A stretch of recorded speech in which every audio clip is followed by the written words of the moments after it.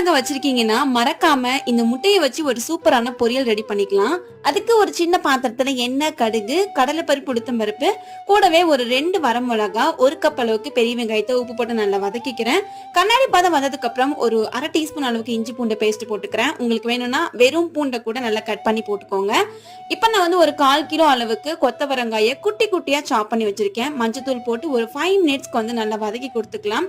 ஒரு 5 மினிட்ஸ்ல எண்ணெயில வதங்கினதுக்கு அப்புறம் ஒரு 1/2 டம்ளர்ல இருந்து 1 டம்ளர் வரைக்கும் சின்ன டம்ளர்ல தண்ணி ஊத்தி மூடி போட்டு வேக வைங்க. நல்ல கலர் சேஞ்ச் ஆகிடும். இப்போ கொத்தவரங்காவும் சூப்பரா வெந்துருச்சு. அந்த லைட்டா தண்ணி இருக்கும் போதே 2 முட்டையை நான் உடைச்சு ஊத்தி கொஞ்சமா பெப்பர் அண்ட் சால்ட் போட்டு நல்லா ஸ்கிராம்பிள் பண்ணிக்கிறேன்.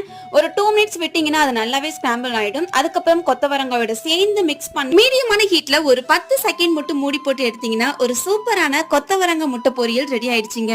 இது வரைக்கும் இந்த மாதிரி எல்லாம் ட்ரை பண்ணி பாருங்க. இந்த மாதிரி ரெகுலர் வீடியோஸ்க்கு மறக்காம சப்ஸ்கிரைப் பண்ணி சப்போர்ட் பண்ணுங்க.